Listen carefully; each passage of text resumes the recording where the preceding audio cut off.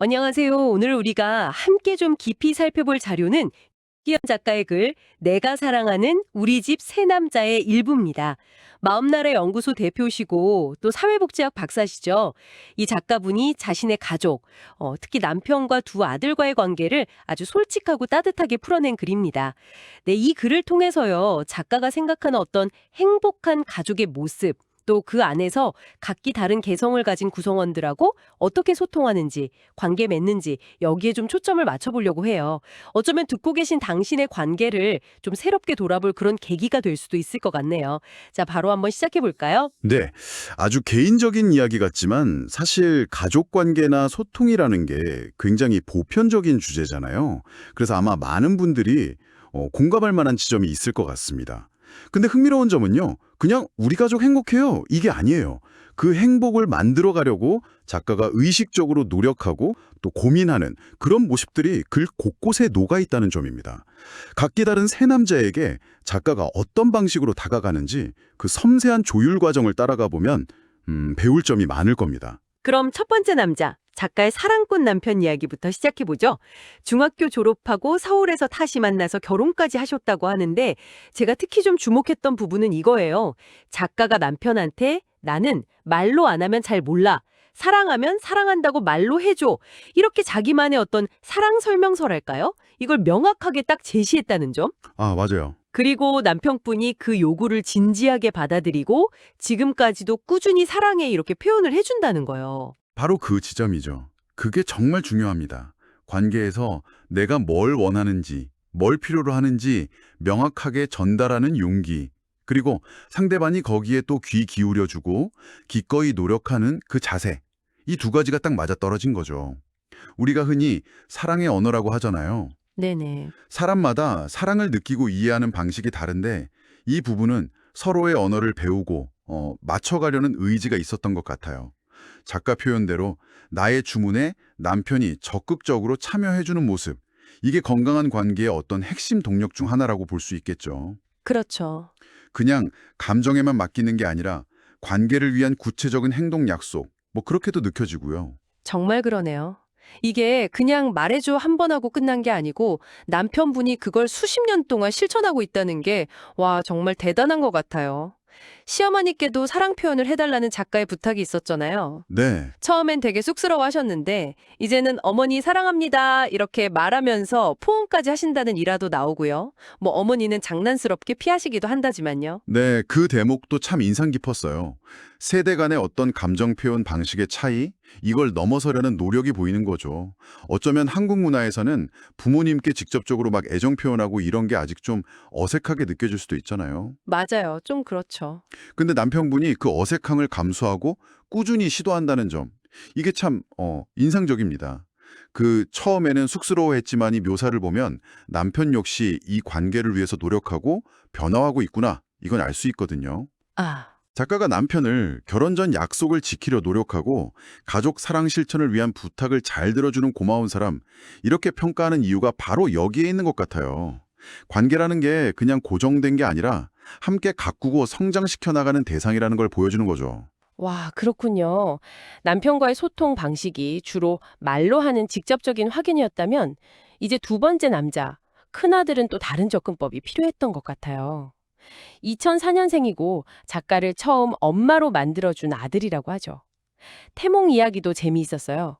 남편이 꿈에서 놓쳤던 물고기를 다시 잡아 올렸다고. 네네. 그래서는 듬직한 사나이 이렇게 그려지더라고요. 근데 이 듬직한 아들과의 관계에는 좀 애틋함이 배어 있는 것 같아요. 어릴 때 할머니 손에 자라서 주말에만 만나는 주말 가족 시절이 있었다고요. 네, 맞아요. 그때 작가님이 함께하지 못하는 미안함, 또 보고픈 마음, 이런 걸 일기장의 편지 형식으로 꾸준히 기록했다고 합니다. 그리고 아이가 초등학교 때 집으로 돌아왔을 때 환경 변화 때문에 힘들어할 때 이 편지 일기장을 건네주었다는 거예요. 아, 그때 아들이 엄마가 준 편지 보고 눈물 날 뻔했어. 이렇게 말했다고 하죠. 비록 지금은 아들이 그 일을 잘 기억하지 못한다고는 하지만요. 여기서 중요한 건 아들이 기억하느냐 아니냐, 뭐 그게 아닐 겁니다.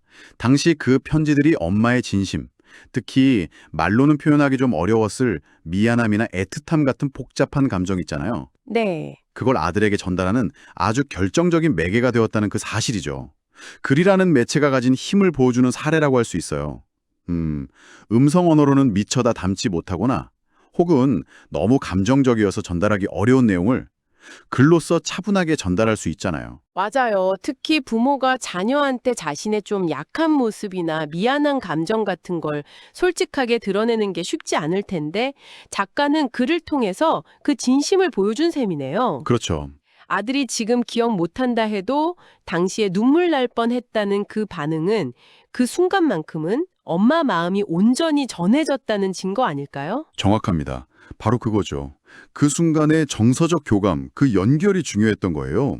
설령 뭐 구체적인 내용은 잊었더라도 엄마가 나를 이렇게 생각하고 있었구나 하는 그 느낌, 그 신뢰의 씨앗은 분명히 남았을 겁니다. 그리고 또 부모가 완벽하지 않다는 것, 부모도 미안함을 느끼고 노력한다는 걸 보여주는 것 자체가 자녀에게는 되게 중요한 학습이고 관계의 밑거름이 되거든요. 아, 그렇군요. 아이는 그 경험을 통해서 부모를 더 깊이 이해하게 되고 관계의 안정감을 느낄 수 있게 되는 거죠.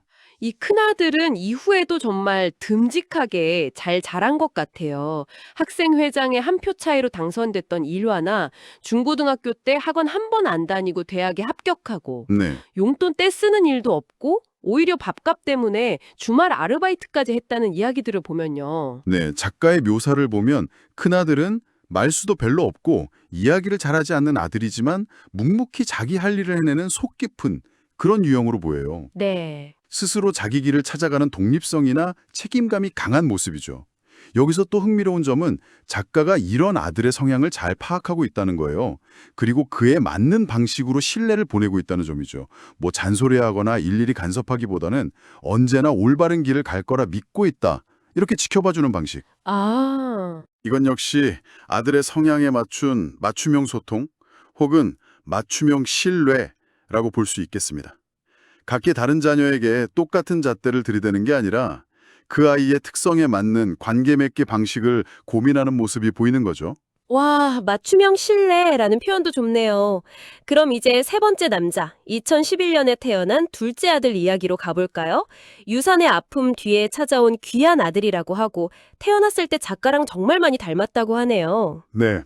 홍룡이라는 빨간 물고기가 볼에 뽀뽀하는 태몽을 꾸셨다고 하고요. 이 아들과 관련해서는 저는 그 호칭 이야기가 좀 눈에 띄었어요. 첫째랑 7살 차이가 나는데 말을 배울 때부터 형을 그냥 형, 이게 아니라 형님이라고 부르도록 가르쳤다는 거예요. 네네. 작가는 이 형님이라는 호칭이 둘 사이의 위계를 좀 자연스럽게 잡아주는 역할을 하는 것 같다? 이렇게 생각하시던데 사소해 보이지만 관계 설정에 대한 작가의 세심한 고민이 느껴지는 대목이었어요. 네, 맞아요. 언어가 관계에 미치는 그 미묘하지만 중요한 영향을 보여주는 아주 흥미로운 지점이죠. 이게 단순히 위아래를 정한다 이런 의미를 넘어서요. 형님이라는 호칭 속에는 존중의 의미가 내포되어 있을 수 있거든요. 그렇죠. 7살이라는 나이 차이를 보려 했을 때 동생이 형을 존중하고 따르는 태도, 그리고 또 형은 동생을 좀 더 너그럽게 대하는 태도, 이런 것들을 자연스럽게 유도하는 장치가 될 수 있다는 거죠. 작가의 관찰이 아주 예리해요. 가족 내에서 언어를 통해 어떤 관계의 질서를 세우고 조화를 이루려는 그런 의식적인 시도로 해석할 수 있습니다. 이 둘째 아들은 큰아들이랑 정말 정반대 성향인 것 같아요. 작가 표현을 빌리면 말을 참 많이 한다고 하죠. 네, 확 다르죠. 자기가 뭘 하고 있는지, 뭘 할 건지 계속 이야기하고 때로는 딸처럼 느껴질 정도로 감정 표현도 풍부하다고 하고요. 근데 지금 중학교 2학년, 우리가 소위 말하는 중2병 시기잖아요. 네, 그렇죠. 힘든 시기죠. 근데 엄마한테 막 짜증을 내다가도 작가가 엄마가 속상하다, 이렇게 자신의 감정을 솔직하게 이야기하면 아들이 그걸 알아차리고 사과할 줄 안다는 점. 이게 정말 놀라웠어요. 그래서 작가가 이 아들을 우리 집의 공감소통 왕이라고 부르는 거겠죠? 네, 맞습니다. 앞선 두 남자, 그러니까 남편이나 큰아들과는 또 다른 소통 방식이 필요한 아이인 거죠. 이 사례는 가족 내에서 특히 부모-자녀 관계에서 감성지능 그리고 공감 능력, 이게 얼마나 중요한지를 아주 극명하게 보여줍니다. 여기서 핵심은요, 작가가 아들의 짜증에 감정적으로 막 같이 화내거나 맞대응하기보다 자기 감정, 엄마가 속상하다를 차분하고 솔직하게 표현했다는 점이에요. 아, 바로 이게 아들에게 내 행동이 엄마를 속상하게 했구나. 이걸 깨닫게 하고 공감 능력을 발휘해서 사과라는 행동으로 이어지게 만든 거죠. 그러니까 아이의 감정 표현이 좀 격해질 때 부모가 먼저 자기 감정을 좀 건강하게 표현하는 것, 그게 오히려 아이의 공감 능력을 키우고 소통의 물꼬를 트는 열쇠가 될 수 있다. 이런 말씀이시군요. 그렇습니다. 특히 사춘기처럼 감정 기복이 심한 시기에는 더더욱 그렇죠. 부모가 자신의 감정을 솔직하게 드러내는 건 나도 너처럼 감정을 느끼는 사람이야 라는 메시지를 전달하면서 인간적인 연결을 강화하는 효과가 있어요. 짜증을 내다가도 사과할 줄 아는 것, 이게 바로 감정적인 소통이 살아있다는 증거라고 할 수 있습니다. 네. 아들과는 달리 이 아들과의 관계에서는 언어적인 표현 그리고 솔직한 감정 교류가 핵심적인 소통 채널인 셈이죠. 작가는 이 채널을 아주 정확하게 파악하고 잘 활용하고 있는 것으로 보입니다. 이렇게 각기 다른 매력을 가진 세 남자, 말로 사랑을 확인받고 싶어하는 남편, 묵묵하지만 글로 마음을 전할 수 있었던 큰아들, 그리고 감정적인 공감이 중요한 둘째 아들과 함께 살아가면서 작가는 나는 행복한 사람이다 라고 말합니다. 글 전체를 통해서 이 세 남자를 향한 깊은 애정, 그리고 그들과의 관계를 정말 소중하게 가꾸려는 노력이 아주 진하게 느껴졌어요. 맞습니다. 세 남자의 이야기를 쭉 종합해보면요. 이 가족의 행복이라는 게 그냥 막연하게 사랑이라는 감정에서만 오는 게 아니라는 걸 알 수 있어요. 훨씬 더 구체적이고 뭐랄까 실천적인 노력에서 비롯된다는 거죠. 실천적인 노력. 네, 바로 서로 다른 개성을 있는 그대로 존중하고 각자의 특성에 맞는 소통 방식을 적극적으로 찾아내고 실천하려는 노력, 이거죠. 작가는 마치 각 가족 구성원의 수신 채널을 정확히 파악하고 거기에 맞춰서 자신의 송신 방식을 조율하는 것처럼 보여요. 수신 채널과 송신 방식을 조율한다. 그 표현 정말 와닿네요. 네, 남편에게는 명확한 언어적 표현, 큰아들에게는 시간과 진심을 담은 글, 그리고 둘째 아들에게는 솔직한 감정의 교류와 공감, 이렇게 각기 다른 주파수를 사용한 거죠. 그렇군요. 작가의 글 말미에 밝혔던 서로 존중하고 성장하는 가족, 그리고 그 누구의 희생이 아니라 공감으로 소통하는 행복한 삶.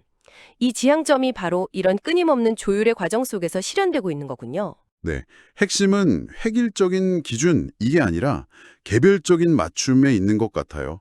그리고 그 바탕에는 서로를 이해하려는 깊은 관심과 존중이 깔려 있는 거고요. 이것이 작가가 발견한 그리고 실천하고 있는 가족관계의 지혜라고 할 수 있겠습니다. 단순히 이상적인 모습만 그리는 게 아니라 현실 속에서 부딪히고 조율하면서 행복을 만들어가는 그 과정 자체로 중요하다는 메시지를 주는 것 같아요. 이 글을 쭉 따라오면서 당신은 어떤 생각을 하셨나요? 어쩌면 우리 주변의 관계들도 마찬가지일지 모르겠습니다. 완벽하게 이상적인 관계를 꿈꾸기보다는 때로는 좀 서툴고 어색하더라도 서로를 더 깊이 이해하고 각자에게 맞는 소통의 언어를 찾아가려는 그 의식적인 노력, 그 자체가 관계를 풍요롭게 만드는 비결이 아닐까요? 네, 그래서 마지막으로 이런 질문을 한번 던져보면서 마무리하고 싶습니다. 작가는 남편, 큰아들, 둘째 아들에게 각각 다른 소통의 언어, 말, 글, 감정, 이걸로 다가갔잖아요. 네. 그렇다면 당신의 삶에서 중요한 관계들, 예를 들어 가족이나 친구, 동료들과의 관계 속에서는 어떠신가요? 혹시 나에게 익숙한 단 하나의 소통 방식만을 고집하고 있지는 않으신가요? 당신이 더 깊게 연결되고 싶은 그 사람은 어떤 수신 채널을 가지고 있을까요? 그 사람에게 가장 효과적으로 가닿을 수 있는 소통의 언어, 그 사람의 사랑의 언어는 과연 무엇일지 한 번쯤 진지하게 탐색해보는 시간을 가져보는 건 어떨까요? 어쩌면 그 고민의 시작이 관계의 새로운 문을 여는 열쇠가 될지도 모릅니다. 네, 오늘 저희와 함께 작가의 글을 통해서 가족관계와 소통의 의미를 깊이 탐색해 주셔서 감사합니다. 당신의 관계 속에서 더 나은 소통의 실마리를 발견하는 그런 시간이 되었기를 바랍니다.